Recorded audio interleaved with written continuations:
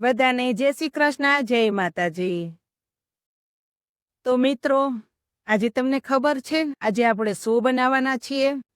તો આજે આપણે બનાવશું શરીર માટે ખૂબ જ ફાયદાકારક એવું પમ્પકિનના શાકની રેસીપી શેર કરશું। ઘણા લોકોએ જોયું પણ નહીં હોય કે પમ્પકિન એટલે શું? પમ્પકિનને બીજું પોરું કહેવામાં આવે છે। તો આજે આપણે એ જ પમ્પકિનની રેસીપી શેર કરશું। તો ચાલો રેસીપી શરૂ કરી। અને આપણે પમ્પકિનનું શાક બનાવવાનું છે, તો તેના માટે મેં મોટું પમ્પકિન લીધેલું છે, તેમાંથી આપણે થોડુંક કાપી અને પમ્પકિનનું શાક બનાવશું। હવે શાકમાં નાખવા માટેના મસાલા જોઈ લઈએ। 1 ચમચીની ચોથા ભાગની હળદર લીધેલી છે, 2 ચમચી કાશ્મીરી લાલ મરચું, 1 ચમચી આખું જીરું, 1 ચમચી ધાણા જીરું પાવડર, 1 ચમચી નમક, અડધી ચમચી હિંગ। આપણે મોટું પમ્પકિન લીધેલું છે, તો તેમાંથી કટ કરી લેશું।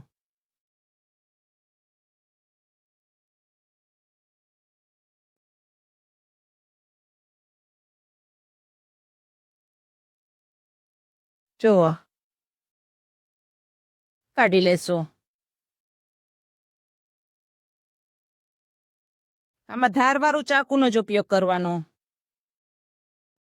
ઉપરની છાલ ઉખેડી લેશું।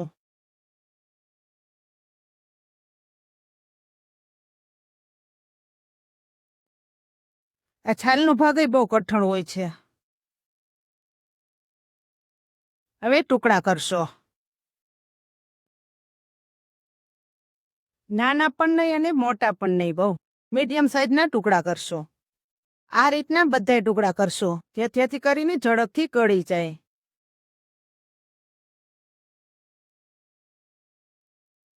પેલા આ રીતનું સુધારી લેહો।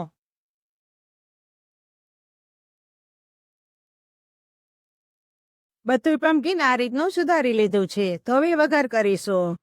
હવે વઘાર કરવા માટે મેં અહીં કઢાઈ લીધેલી છે, તેમાં વઘાર કરીશું। ગેસ ચાલુ કરશું। આ પમ્પકિન એમ કે ફાઇબર તત્વથી ભરપૂર હોય છે। જુઓ, 2 પાવરા જેટલું તેલ નાખીશું। તેલ તમારા સ્વાદ પ્રમાણે તમે ઓછું કે વધુ કરી શકો છો। જુઓ, તેલ આપણું ગરમ થઈ ગયું છે, તો હવે તેમાં 1 ચમચી આખું જીરું નાખશું। આ શાકમાં આપણે રાઈનો બિલકુલ ઉપયોગ નહીં કરીએ, કારણ કે રાઈનો ટેસ્ટ સારો નથી આવતો। લીલા લીમડાના પાન નાખશું। અડધી ચમચી હિંગ નાખશું। હવે તેલમાં પમ્પકિનના ટુકડા નાખી દેશું।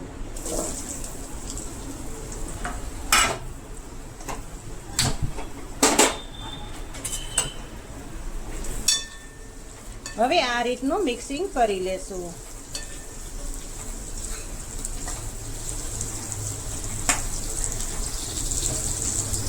જોઈએ ને તો પમ્પકિન ફાઇબર તત્વથી ભરપૂર હોય છે, એટલે જેને હૃદયની તકલીફ હોય કે પછી કિડનીમાં નાની મોટી બીમારી હોય, તેને આ પમ્પકિન ખૂબ જ ફાયદાકારક છે। અત્યારે ઘણા લોકો પમ્પકિન ખાવામાં ઇનકાર કરતા હોય છે, પણ જોઈએ ને તો પમ્પકિન ખરેખર ખૂબ જ ફાયદાકારક છે।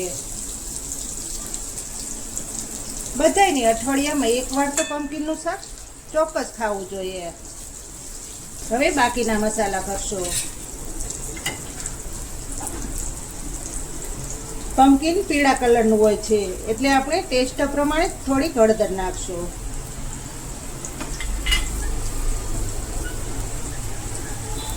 એક ચમચી ધાણા જીરાનો પાવડર નાખશું।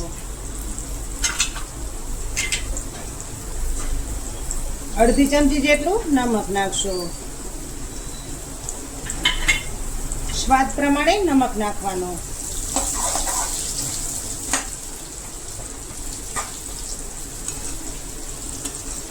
જેમાં શાકમાં તમે આખું જીરું વધારે નાખો, તેમ શાકનો ટેસ્ટ બમણો થઈ જાય છે।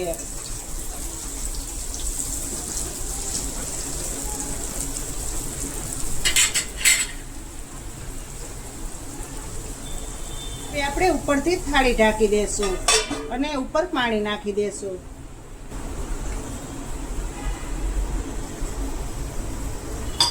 ધીમા ગેસ ઉપર પમ્પકિનને પાકવા દેશું।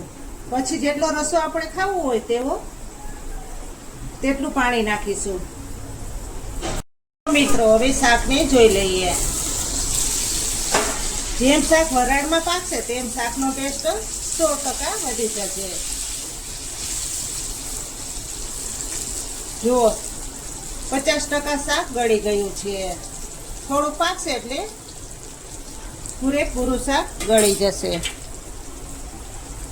હવે 1 ચમચી કાશ્મીરી લાલ મરચું નાખશું. આમાં લસણવાળી ચટણીનો બિલકુલ ઉપયોગ નથી કરવાનો.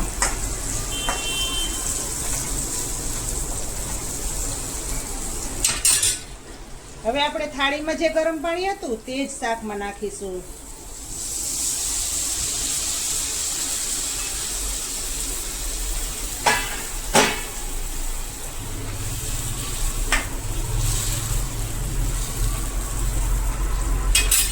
હજુ થોડીક વાર પાકવા દેશું.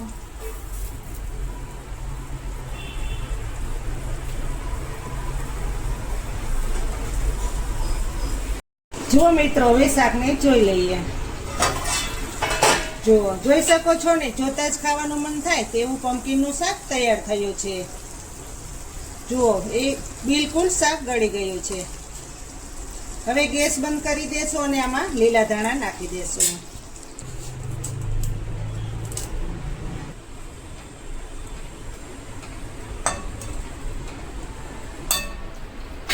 આ શાક તમે ખીચડી સાથે ખાવ એટલે ખાવાની મોજ આવી જાય. આમાં તમે વધારે રસો પણ કરી શકો, પણ આપણે ટિફિનમાં દેવાનું છે એટલે રસો ઓછો રાખેલો છે.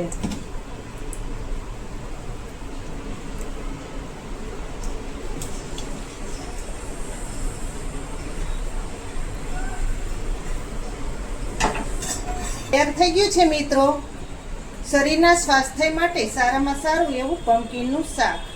તમને કેવી લાગી આ પમ્પકિનના શાકની રેસીપી તે મને ચોક્કસથી જણાવજો. અને જો સારી લાગી હોય તો તમારા ગ્રુપમાં મારા વિડીયો શેર કરજો, જેથી કરીને તે પણ નવી નવી રેસીપીઓ જોઈ શકે. તો ફરી મળીશું એક નવી રેસીપી સાથે. ત્યાં સુધી જય શ્રી કૃષ્ણ, જય માતાજી.